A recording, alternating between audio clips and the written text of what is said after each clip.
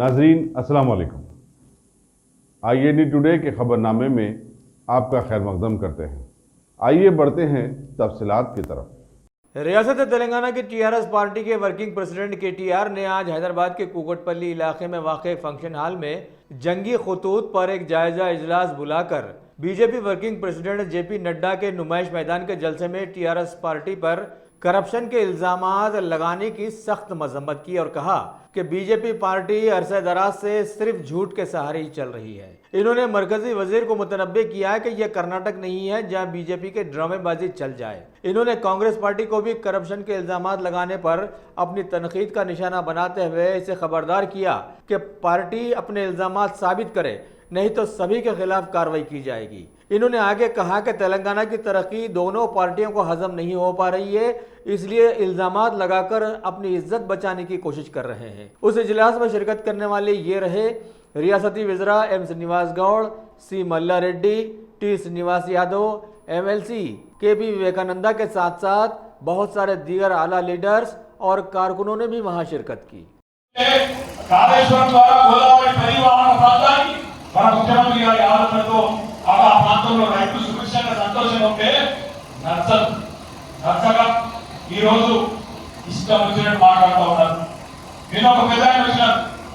Bharatiya Janata party कार्यनिर्वाहक अध्यक्षుడు JP Nadda గారి పేరు నేనైతే పేరు కానీ మానైన మొత్తం నాకే కూడా అర్థమైంది।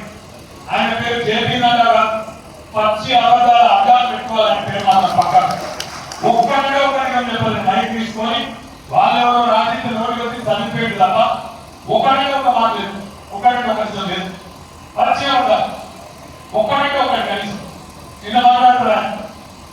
ఇష్టం వచ్చినట్టు కేసీఆర్ గారు ఈ రాష్ట్రాన్ని అమలుగతి పాలించినట్టు అంటే మనకు తెలియలేదు। 5 ఏళ్ళు కేసీఆర్ గారు పరిపాలించిన తర్వాత మళ్ళీ ఎన్నికలకు పోయినా మీ పార్టీ నుంచి భారత ప్రధానమంత్రి వచ్చి ప్రచారం చేసినారు, అమిత్ షా గారు వచ్చి ప్రచారం చేసినారు, తెలంగాణలో చాలా జిల్లాలో మీటింగ్లు పెట్టారు। కానీ మీరు మీటింగ్లు ఎక్కడ పెట్టినా ఎన్ని పెట్టినా ఇప్పుడే మన శాసన పెద్ద మంత్రి మరియు శ్రీనివాస్ యాదవ్ గారు చెప్పినట్టు 119 స్థానాల్లో భారతీయ జనతా పార్టీ పోటీ చేస్తే 103 స్థానాల్లో మీ పార్టీ అధ్యక్షులు మీ ప్రధానమంత్రి ఖాళీ బల్బా పెట్టుకుని ప్రచారం చేసిన 103 స్థానాల్లో డిపార్ట్మెంట్లు పోగొట్టి తెలంగాణ ప్రకటించిన తీర్పు ఒక్కసారి గుర్తు చేసుకోవాలని నేను నడ్డా గారికి కోరుతా ఉన్నా। నడ్డా గారు ఇది తెలంగాణ బిడ్డల అడ్డాయి, ఇక్కడ భారతీయ జనతా పార్టీ నాటకాలు కర్ణాటకలో జరిగింది మా నాటకం, కర్ణాటకలో పార్టీ మా ప్రణాళిక కాబట్టి తెలంగాణలో కూడా అదే ఎత్తుగడలు వేస్తాం, అదే రకమైన వ్యవహారం చేస్తామంటే ఇక్కడ అమాయకులు ఎవరు లేరు, అందరూ ఆరితేరిన వాళ్ళు ఉన్నారని మాట్లాడే సందర్భంగా విజ్ఞప్తి చేస్తా ఉన్నాం। ఇప్పుడే మంత్రులు మల్లారెడ్డి గారు మాట్లాడారు, భారతదేశంలో 28 రాష్ట్రాలు ఉన్నాయి। 28 రాష్ట్రాలు ఉంటే మరి దాదాపుగా భారతీయ జనతా పార్టీ ప్రభుత్వాలు 21-22 రాష్ట్రాల్లో వాళ్ళ ప్రభుత్వాలు ఉన్నాయి। మరి ఇప్పుడే మంత్రివర్యులు సూటిగా అన్నారు, శ్రీనివాస్ గౌడ్ గారు, శ్రీనివాస్ యాదవ్ గారు, మల్లారెడ్డి గారు, భారతదేశంలో ఎక్కడైనా ఏదన్నా ఒక బీజేపీ పాలిత రాష్ట్రంలో 24 గంటల కరెంటు వ్యవసాయానికి ఉచితంగా ఇచ్చిన ఒక్క రాష్ట్రంలో ఉందా చూపెట్టని చెప్పి నేను అంటా ఉన్నాను।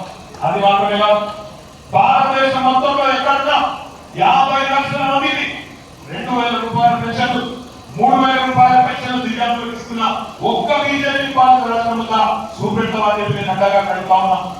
ఆడబిడ్డలు పెళ్లి చేసుకుంటే పేరింటి ఆడబిడ్డలు ఆ పెళ్లి ఖర్చుల కోసం ముఖ్యమంత్రి మేనమామలాగా లక్షాధిక 16 రూపాయలు కళ్యాణ లక్ష్మి పేరుతో షాదీ ముబారక్ పేరుతో ఇస్తున్న ఒక్కడంటే ఒక్క రాష్ట్రం తెలంగాణ తప్ప ఈ బీజేపీ పాలిత రాష్ట్రం ఒకటిగా ఉందని అడుగుతున్నా।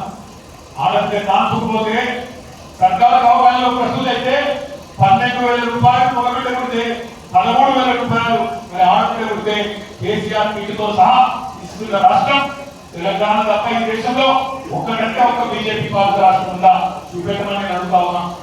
కాళేశ్వరం మీద పడేస్తా ఉన్నాను, తెలంగాణ రాష్ట్రాన్ని మనం సాధిస్తున్నదే నిధులు నియామకాల్లో తెలంగాణకు జరిగిన అన్యాయాన్ని సరిదిద్దుకోవడానికి, నీటి రంగంలో సాగునీటి రంగంలో 1 కోటి ఎకరాల భాగం కావాలి తెలంగాణ అని చెప్పి మన ముఖ్యమంత్రి గారు అవగాహన శ్రమించి మంత్రి మండలితో సహా తీసుకొని జనాలను తీసుకొని తెలంగాణ రైతుల్లో ఈరోజు సంతోషం వెలువచ్చేలాగా కార్యక్రమం సాగిస్తూ రికార్డు సమయంలోనే 3 ఏళ్ల స్వల్ప వ్యవధిలో ప్రపంచంలోనే చెప్పేది భారతదేశంలో కాదు, ప్రపంచంలోనే అతి పెద్ద లిఫ్ట్ ఇరిగేషన్ ప్రాజెక్టును ఒక రాష్ట్రం కొత్త రాష్ట్రం నిర్మాణం చేస్తే దానికి సహకరించాల్సింది పోయి ఈరోజు మా మీద పడి గ్రహిస్తా ఉంటే నేను గడ్డగా కబడ్డా ఉన్నా.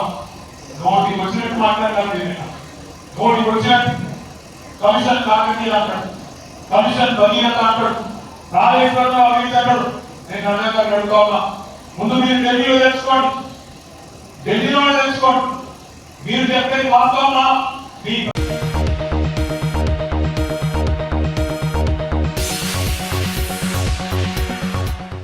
ऑल इंडिया कांग्रेस कमेटी के जनरल सेक्रेटरी संपत कुमार ने आज एक प्रेस मीट में बीजेपी के हैदराबाद के जलसे में मरकजी वजीर जेपी नड्डा के किए गए रिमार्क्स पर सख्त तनकीद की और बतलाया कि गलत बातों के सहारे चलने वाली बीजेपी पार्टी का दोहरा मियार अब सारे मुल्क के साथ साथ तेलंगाना में भी जाहिर हो गया है और अब की बार तेलंगाना की अवाम बीजेपी को जरूर सबक सिखाएगी। हालांकि मरकजी वजीर के दौरे में रियासत की तरक्की का मुद्दा उठाया जाना चाहिए था, लेकिन ना ही टीआरएस पार्टी के मामलात का कोई मुद्दा उठाया गया और ना ही विकास की कोई बात की गई। हाँ, अलबत्ता सोशल मीडिया में कोई करप्शन की बात दिखाई गई तो उनके खिलाफ केसेस जरूर बना दिए गए, लेकिन इस मौके पर बीजेपी ने टीआरएस से अपनी अटूट मोहब्बत का जबरदस्त सबूत दिया है।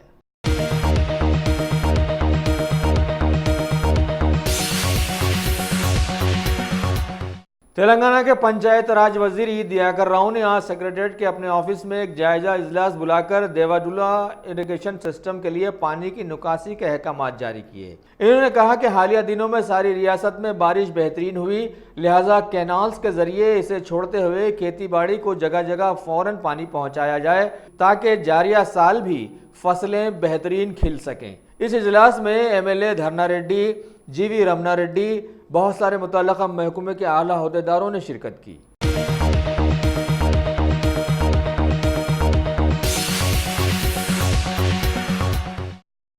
Top selection computers. अगर आप टेक्नोलॉजी के दौर में रहते हुए टेक्नोलॉजी से दूर हैं तो सोचिए मत, आइए एक बार खिदमत का मौका दीजिए। हमारे यहाँ branded computers Dell, HP, Lenovo, laptop accessories उम्दा क्वालिटी निहायत ही वाजबी दाम पर दस्तयाब है।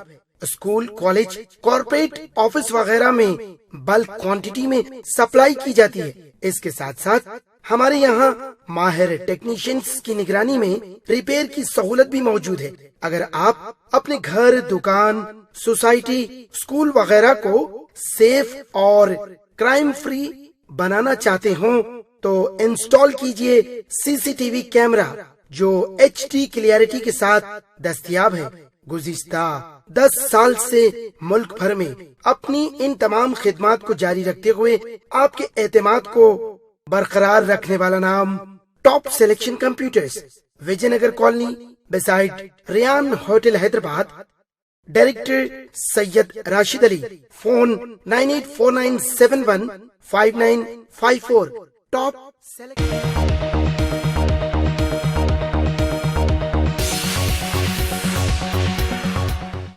रियासती तेलुगु देशम पार्टी के senior leader R Chandrashekar Reddy ने आज एक प्रेस मीट में इनकी पार्टी पर तनकीदें करने वाली सभी सियासी पार्टियों को मशवरा दिया कि पहले वो अपने गिरेबान में झांके कि वो कहां खड़ी हुई हैं। इन्होंने पार्टी छोड़ने वालों के लिए बतलाया कि बहुत जल्द सभी लोग तेलुगु देशम पार्टी की जानिब दौड़ कर आएंगे। तेलुगु देशम पार्टी के RS मेंबर जी मोहन राव के सिलसिले में उन्होंने ये रिमार्क किया। आगे इन्होंने बतलाया कि अलहदा तेलंगाना तहरीक के दौरान सभी सियासी पार्टियों की नजरें TDP पर थी और हालिया इलेक्शंस में बीजेपी ने तो कई असेंबली हलकों में अपनी जमानतें तक नहीं बचा पाई। इन्होंने बीजेपी पार्टी को चैलेंज किया कि अगर वो वाकई तेलंगाना अवाम की हमदर्द है तो TRS पार्टी के करप्शन के मामलात की इंक्वायरी करवाए।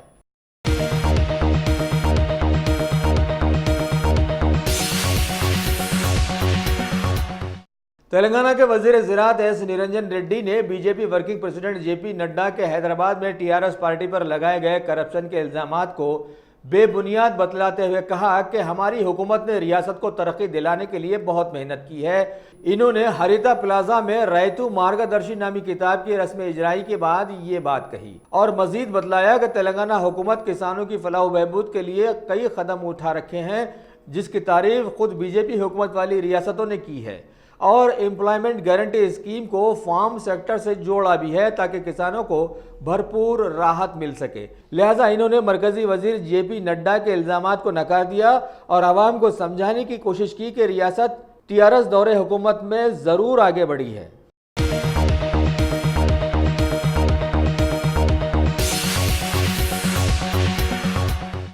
कुल हिंद मजलिस इत्तेहादुल मुस्लिमीन के हल्का कारवान के एमएलए कौसर मोहिउद्दीन ने आज आसिफ नगर मंडल के हुकूमत की स्कीम शादी मुबारक और कल्याणम मंडपम के करीब 150 चेक्स लोगों में तकसीम किए। इस मौके पर कारवान के कॉरपोरेटर एम राजेंद्र यादव के अलावा कई इलाकों के सुदूर व मुतमदीन और हरकियाती कारकुन भी वहां मौजूद थे।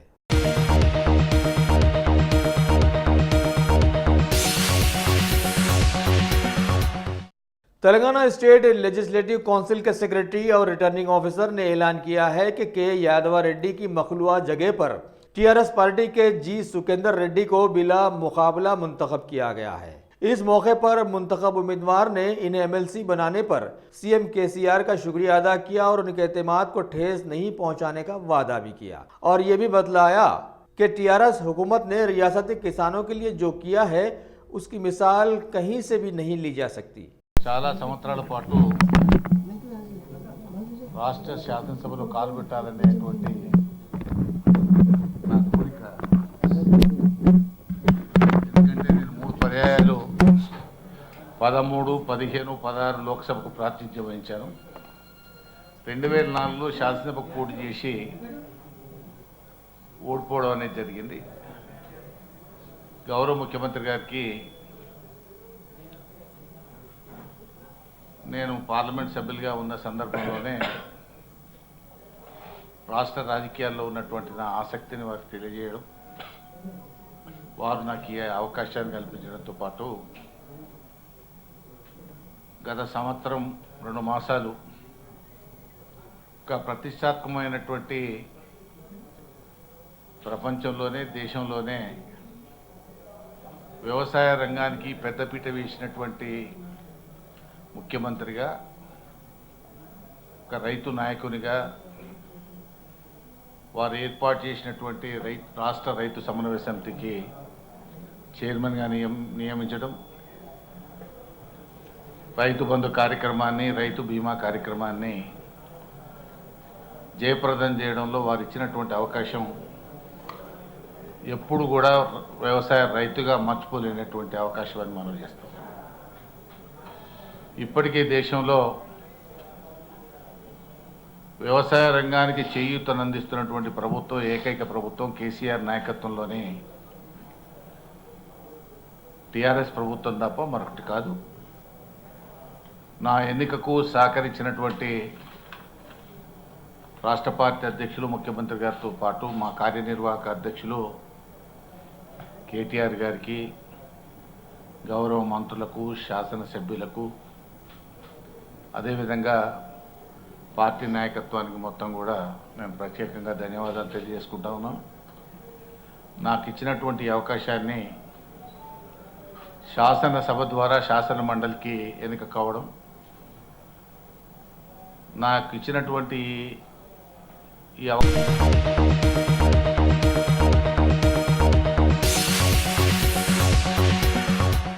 शहर हैदराबाद के चंदाइन गुट्टा पुलिस हुदूद में हालिया दिनों में एक उम्र रसीदा 60 साला खातून खैरून बेगम की मुश्तबे मौत की गुत्थी सुलझाने में इलाके की पुलिस ने कामयाबी हासिल करने का दावा किया है और बतलाया है कि यह तबई मौत नहीं थी बल्कि इन्हीं के बेटे और बहू ने मिलकर बड़ी भी को हलाक किया है। तफ्तीश में काफ़ी मेहनत के बाद बतलाया गया है कि मुताल्लिका लोगों ने अपने जुर्म को कबूला है, लिहाजा कत्ल में मुकदमा दर्ज करके आईपीसी 302-201 में बहू और बेटे को रिमांड किया गया है। इस केस में एसीपी फलकनुमा एम.ए. रशीद की निगरानी में इंस्पेक्टर रुद्र भास्कर ने अपने स्टाफ के साथ कामयाब तहकीकात की। 2019 के दिन एक ओल्ड लेडी को क्या बोलते तदफीन कर रही और उसमें से हम लोग एक टिप ऑफ आया, एक फ़ोन आया अननोन पर्सन का कि ये हमारे को मर्डर है ऐसा डाउट आ रहा बोल के एक फ़ोन आया।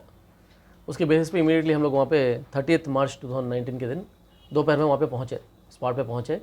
वहाँ पे जाके देखे तो क्या है, नहाने का पानी वो सब रेडी कर दिए, तदफीन की तैयारी चल रही थी। फिर हम लोग जाके क्या है बॉडी को एग्जामिन करें तो बॉडी पे थोड़े इंजरीज थे, जिसकी वजह से हम लोग को डाउट आया और हम लोग इमीडिएटली क्या है उनके बेटे चांद पाशा से रिक्वेस्ट करे कि पुलिस स्टेशन को आके कंप्लेंट देना बोल के, और बॉडी को पोस्टमार्टम के लिए शिफ्ट कर दिए। तो उनके चांद पाशा के कंप्लेंट के बेसिस पे हम लोग 174 CRPC सस्पिशियस डेथ में 119/2019 ऑफ चंद्रायन गुट्टा में ये केस रजिस्टर करें।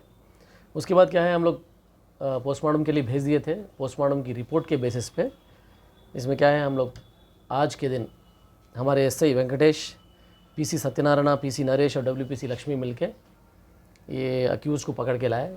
इसमें ला के उनको जब इंटरागेट करे, उनसे बात करें तो लोग ये कन्फेस करे कि उनका ओन बेटा और बहू मिलके अपनी सास का क्या बोलते हैं मर्डर करें, जिसमें वो लोग क्या है पहले बूढ़ी औरत है, 60 साल की औरत है खैरून बेगम, उनका सर दीवार से पहले पटके, उसके बाद पैरों से खुंदले, उसके बाद क्या करे उन्होंने जैसे ही बेहोश हो गए अंदर से जाके साड़ी ला के गला मत के ख़त्म कर दिए। उसके बाद अपने शौहर को फ़ोन करे, उन्होंने शौहर आके जो भी है वहाँ पे उसकी साफ़ सफाई कर दी, खून की वगैरह सबकी साफ़ सफाई कर दे के ऐसा पिक्चराइज करे जैसा कि बहुत दिन से उनकी अम्मा बीमार थे और बीमारी की वजह से मर गए वाले सा एक पिक्चराइज करके हमको भी मिसलीड करने की कोशिश करे। लेकिन पोस्टमार्टम रिपोर्ट की वजह से क्या है सच बाहर आया और आज इन्होंने दोनों को क्या बोलते हैं A1 कौसर बेगम और A2 चांद पाशा दोनों को आज रिमांड कर दे रहे हैं। सर मारने की वजह क्या है? मारने की वजह क्या है, एक तो फ्रस्ट्रेशन, दोनों को बच्चे नहीं थे, दोनों की भी एज 45-48 ईयर्स है, दोनों को बच्चे नहीं थे और ये बूढ़ी औरत थी, खुद अपना काम खुद नहीं कर सकती थी तो उसको पालने की जिम्मेदारी थी। तो उसमें क्या है लोग फ्रस्ट्रेट हो गए थे, बार बार मारती थी औरत। ये उस दिन क्या है कुछ ज़्यादा ही मार दे के सर फट के बाद बेहोश होने के बाद स्ट्रैंगलेट करके मार दी।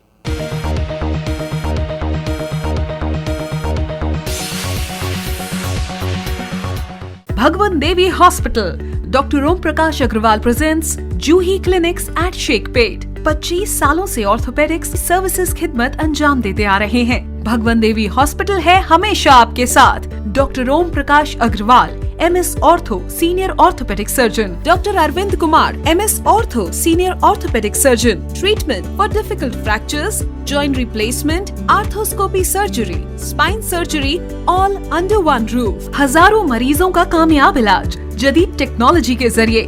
तमाम ऑर्थोपेडिक सर्विसेज एक ही छत के नीचे।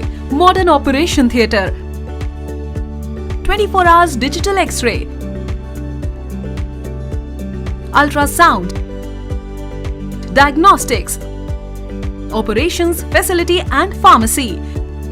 Juhi Clinic, 3rd floor, above Reliance Trends, beside D-Mart, Toli Chowki, Sheikhpet, Hyderabad.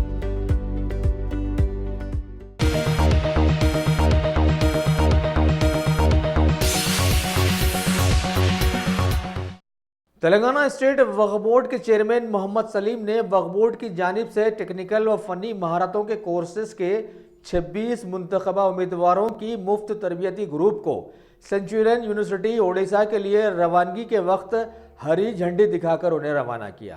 क़ब्ल अज़ी मुनक़दा तकरीब से खिताब करते हुए उन्होंने उम्मीदवारों को तलक़ीन की कि सभी अपने वक्त का सही इस्तेमाल करें और मेहनत और लगन के साथ कोर्स पर तवज्जो दें और रियासत का नाम रोशन करें। इस मौके पर CEO वक्फ बोर्ड M.A. हमीद के अलावा औलिया तुलबा और दीगर बहुत सारे लोग भी वहाँ पर मौजूद थे। ये सिलसिला शुरू हुआ और आज हमारे हैदराबाद से जो है 26 बच्चे, जिसमें 100 बच्चों का हम लोग बोर्ड में रेजोल्यूशन लेके जो है ना जिसमें 50 बच्चों को एक सिलेक्शन हुआ, जिसमें 26 बच्चे आज जा रहे हैं। 26 बच्चे आज जा रहे हैं, उसके साथ हमारे एजुकेटिव ऑफिसर और एक ऑफिसर, हमारे 2 ऑफिसर भी साथ जा रहे हैं। ऑलरेडी हम लोग 10 लाख का चेक भी दे चुके हैं और बच्चों को पढ़ने के लिए हर बच्चे को 1 लाख रुपए खर्चा आ रहा। इन लोग जो है ना अच्छा पढ़ के अच्छा बन के निकलने से जो है ना उनका ख़ानदान सुधरेगा, इंशाल्लाह उन लोगों की लाइफ भी सुधरेंगी और आने वाले टाइम में जो है ना उन लोगों के लिए अच्छा है। अच्छा पढ़ के जो है ना तालीम कभी ये नहीं होती, ज़ाया नहीं जाती। तालीम मेन इम्पॉर्टेंट है। आज पढ़ाई ज़रूरी है अपने माइनॉरिटी भाइयों के लिए, क्योंकि आज वक्फ बोर्ड में इंडिया में कोई भी नहीं करे। हम लोग पहली बार जो है ये इकदाम उठाए। इसमें असद साहब वगैरह सब पूरे आल मेंबर्स मिलके जो है ना इसको सीईओ वगैरह हमारे शाहनवाज कासिम साहब भी थे, सीईओ वगैरह हम लोग सब मिलके एक डिसीजन लेके फिर वो यूनिवर्सिटी को भी जाके आए हमारे लोग, देख के करके आके जो है ना फिर हम ऑलरेडी उनको 10 लाख का चेक भी दे दिए बीच में हम लोग बोर्ड में रेजोल्यूशन लेने के बाद। ये बोर्ड में रेजोल्यूशन भी लेके हम लोग 4 महीने से ज़्यादा होगा, 4-5 महीने से। तो अल्लाह के करम से ये बच्चे अगर अच्छा पढ़ के निकलेंगे तो हम लोगों को कोई ये नहीं है, मगर हमारे को ये है कि मतलब एक बच्चा अच्छा पढ़ के घर से निकलेगा तो जो है ना उसका पूरा ख़ानदान सुधर सकता। तो वही हमारी गुजारिश यही है आप लोगों से भी कि अच्छे से अच्छा पढ़िए, अच्छे से अच्छा जो है ना अपने माँ बाप का सबका ख्याल रखिए, नमाज की पाबंदी करिए, वहाँ व्हाट्सअप फेसबुक ये सब चीज़ें मत यूज़ करिए। आप लोग कोई भी चीज़ की कमी है तो डायरेक्ट हमारे सीईओ साहब को भी फ़ोन कर सकते हैं, मेरे को भी कर सकते हैं, और हमारे मुनव्वर साहब हैं, ये लोग सब पूरे मॉनिटर भी करेंगे इंशाल्लाह ताला। पर आप लोग भी जो है ना वहाँ यहाँ टाइम वेस्ट मत करिए, पढ़ाई में ध्यान दीजिए आप लोग। फर्स्ट बैच में कितने बच्चे सेलेक्ट हुए सर? हाँ, कितने बच्चों को सेलेक्ट करके ले आ रहे हैं अभी? अब 26 बच्चे जा रहे हैं अभी सेकंड बैच कब जाएंगे? सेकेंड बैच इसके बाद में जाएंगे सर। जो बच्चे सेलेक्ट नहीं हुए उनके लिए क्या करेंगे फिर आप लोग? सिलेक्ट नहीं हुआ तो फिर बुलाएंगे ना हम लोग, बुला के 100 बच्चों को हम लोग सेलेक्ट करके भेजेंगे। क्योंकि ये हमारे ज़बरदस्ती नहीं है, बच्चे जो है ना एग्ज़ाम दिए, यहाँ पर बच्चे जो है ना इंटरव्यू दिए, उसमें पास होने के बाद वहाँ के यूनिवर्सिटी से कुछ ऑफिसर्स आए थे, वो लोग इंटरव्यू लिए, उसके बाद में ये लोग को लेने के बाद ये लोग सेलेक्ट होने के बाद हम लोग आज जो है ना 6:30 बजे ट्रेन है ना, बस से जा रहे हैं। ये लोगों का 6 महीने का कोर्स कंप्लीट होने के बाद फिर दूसरा बैच जाएंगे। कोई वकआउट नहीं करा, ये पहली बार इंडिया की तारीख में पहला काम केसीआर साहब की गवर्नमेंट में पहली बार ये काम हो रहा है।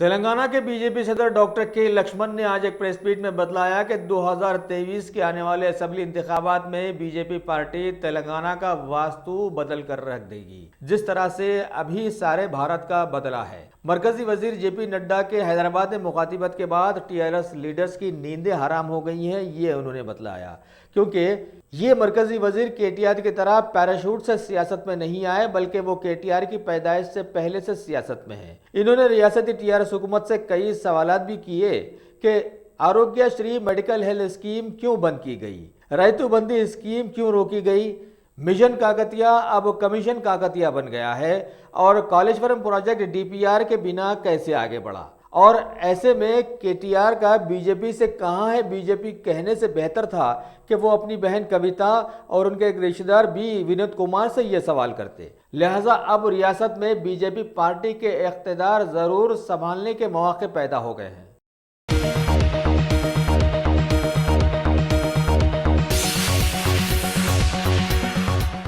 तेलंगाना कांग्रेस के सीनियर लीडर और साबिका एमपी वी हेमंत राव ने आज सारे कांग्रेसियों पर जोर दिया है कि नल्ला मल्ला जंगलात में हुकूमत के यूरेनियम प्रोजेक्ट के खिलाफ में सभी फौरन मुत्तहिद होकर अपनी आवाज़ उठाएं और एक एक्शन प्लान तरतीब दें, और सीनियर पार्टी लीडर से मुशावरत करना ना भूलें और उनसे मशवरे हासिल करें।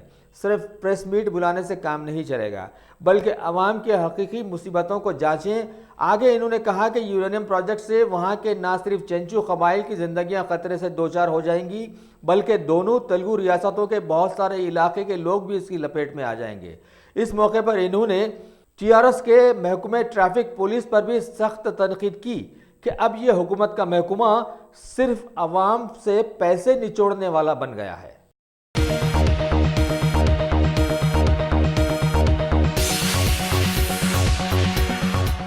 मेडचल पुलिस हुदूद में हालिया एक थैले में नौजवान लड़की की मिलने वाली अधकटी लाश के सिलसिले में deputy commissioner of police Padmaja ने आज मीडिया को इसकी बहुत सारी तफसीलात बहम पहुंचाई हैं।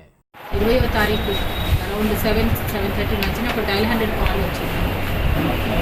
కిందర్ బస్తీ అని చెప్పి మేడ్చల్ విలేజ్లో ఒక అమ్మాయి శవం ఒక ఓపెన్ ప్లాట్లో పడింది, ఫేస్ అంతా కూడా డీఫేస్ అయ్యి ఉంది అని చెప్పి కాల్ రాగానే ఇమీడియట్గా కన్సర్న్ పెట్రోల్ కార్ అక్కడికి వెళ్ళి చూసిన తర్వాత ఇన్ఫర్మేషన్ ఇన్స్పెక్టర్ గారికి ఇస్తే ఇన్స్పెక్టర్ గారు తర్వాత ఏసీపీ గారు వాళ్ళ టీమ్ తోటి అక్కడికి వెళ్ళి క్లూస్ టీమ్ని అందరినీ కూడా డాగ్ స్క్వాడ్ అందరినీ కూడా పిలిపించి సీన్ ఆఫ్ అఫెన్స్ మొత్తం కూడా పంచనామా చేసి డెడ్ బాడీని because it is unidentified till that time గాంధీకి పంపించి పోస్ట్ మార్టంకి పంపించడం జరిగింది. ఈ క్రమంలో మనం ఇది కేసు నంబర్ 422/2019లో 302, 201 IPC కింద కేసు రిజిస్టర్ చేయడం జరిగింది.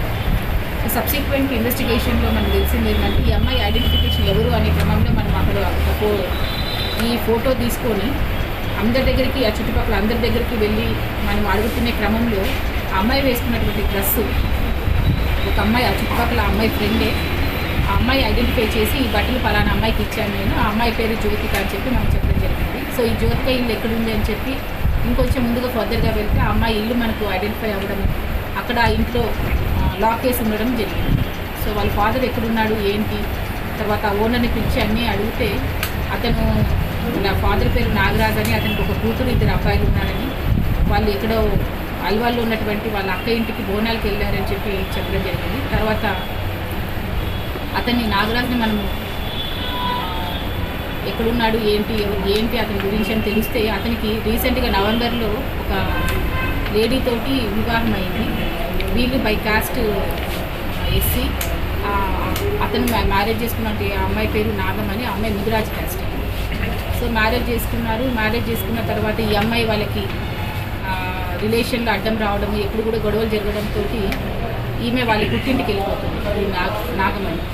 సో సబ్సిక్వెంట్గా ఎవరికి తెలియకుండా ఆ చుట్టుపక్కలనే అక్కడే ఒక ఇల్లు తీసుకొని ఉండడం, అప్పుడప్పుడు ఈ నాగరాజ్ ఇంటికి అలియాస్ సుబ్రహ్మణ్యం వాళ్ళ ఇంటికి వెళ్ళి పిల్లలతోటి మాట్లాడడం ఆ విధంగా జరుగుతుంది. అదే క్రమంలో 19th రోజు అక్కడికి ఈ ఫాదర్ లేనప్పుడు, సుబ్రహ్మణ్యం లేనప్పుడు ఈమె స్టెప్ మదర్ ఎవరైతే ఉన్నారో నాగమని అక్కడికి వెళ్ళి ఆ ఇద్దరు మగపిల్లలతో మాట్లాడి వాళ్ళ అక్క ఎక్కడుంది అని చెప్పి అడుగుతుంది, జ్యోతిక ఎక్కడుంది అని చెప్పి. ఇట్లా ముందర ఉన్నటువంటి కిరాణా కొట్టుకి వెళ్ళింది అని అంటే అక్కడికి వెళ్ళి ఆ అమ్మాయిని ఇక్కడ పిలుచుకొని వచ్చి అక్కడ కూడా కొంచెం తగులాడటం జరుగుతుంది. తర్వాత మళ్ళీ ఎందుకు గొడవలు అని చెప్పేసి ఈమె ఆ దగ్గరలో ఉన్నటువంటి ఇంటికి తీసుకెళ్తున్నాము. తీసుకెళ్ళి అక్కడ మాట్లాడే క్రమంలో మంచం మీద కూర్చోబెట్టి సడన్గా ఈ టవల్ తీసి అమ్మాయి మెడకి గట్టిగా చుట్టేసేసి స్ట్రాంగులేట్ చేయడం వల్ల ఇమీడియట్గా స్పాట్ డెత్ అవుతుంది. సో ఇదంతా చేసే టైం అరౌండ్ 3:30 ఆ టైంలో జరిగింది. జరిగిన తర్వాత ఎవరికి నైట్ అందరూ పడుకున్న తర్వాత ఈ అమ్మాయి బాడీ అంతా కూడా డీఫేస్ చేసి తీసుకొచ్చి ఒక ఇంట్లో ఉన్నటువంటి ఒక ప్లాస్టిక్ సంచిలో కూరబెట్టేసేసి ఇమీడియట్గా ఆ ఇంటికి పక్కన ఒక ఇల్లు ఉంటుంది, ఆ పక్కన ఉన్నటువంటి ఓపెన్ ప్లాట్లో డిస్కార్డ్ చేసేసి లాక్ చేసుకొని వెళ్ళిపోయింది. సో ఇవన్నీ కూడా మనకి ఇన్వెస్టిగేషన్ క్రమంలో వచ్చినాయి. సో దీనికి ఎక్కడెక్కడైతే మనకి టెక్నికల్ ఎవిడెన్సెస్ ఉన్నాయో అవన్నీ కూడా కలెక్ట్ చేశాము. సో దీంట్లో ఫాదర్ పాత్ర ఉందా ఏంటి అనేది still he's in up scanning, నాకు దొరకలేదు. సో ఫర్దర్ ఏముంది అనేది ఈమె కన్ఫెషన్లు ఇంతవరకు చెప్పింది. మళ్ళీ పోలీస్ కస్టడీకి తీసుకున్న తర్వాత ప్రాపర్గా ఇంట్రోగేట్ చేసి నెక్స్ట్ ఎవరున్నారు, ఈవిడే ఉందా, ఇంకెవరైనా ఉన్నారా అన్నీ కూడా మనం చేయాల్సింది. సో ఈ కేసు అంటే అన్నోన్ నుంచి నోన్ వరకు ఈ కేసు డిటెక్ట్ చేసి ఈరోజు అక్యూజ్ని పక్కాగా ఐడెంటిఫై చేసి ఈ ఎఫర్ట్ చేసి అరెస్ట్ చేసినటువంటి ఇన్స్పెక్టర్ గారు, ఏసీపీ ఆధ్వర్యంలో ఇన్స్పెక్టర్ గారు, తర్వాత Naidu SI, Mallesham ASI, Ganesh PC, Venkateswarlu PC, Srisailam PC వీళ్ళందరూ కూడా చాలా హార్డ్ వర్క్ చేశారు. అంటే అన్నం నుంచి మనకు అదే ప్లేస్లో ఉన్నా కూడా ఎవరు కూడా మనకు క్లూ ఇవ్వలేదు, అదే బస్తీలో తిరిగే అమ్మాయి అయినా కూడా.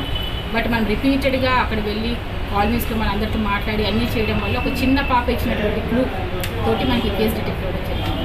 సో వీళ్ళందరికీ కూడా తప్పకుండా రివార్డు గురించి సిపి గారికి రాస్తాను.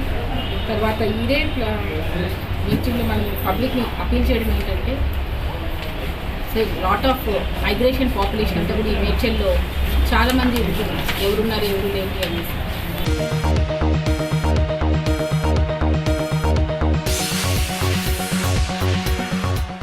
अगर आपने हमारे चैनल को सब्सक्राइब नहीं किया है तो आपको यहाँ सब्सक्राइब बटन दिख रहा है, उसे क्लिक करिए और सब्सक्राइब कीजिए और साथ ही साथ बेल आइकॉन को भी क्लिक करिएगा जिससे कि आपको ताज़ा अपडेट मिलते रहें।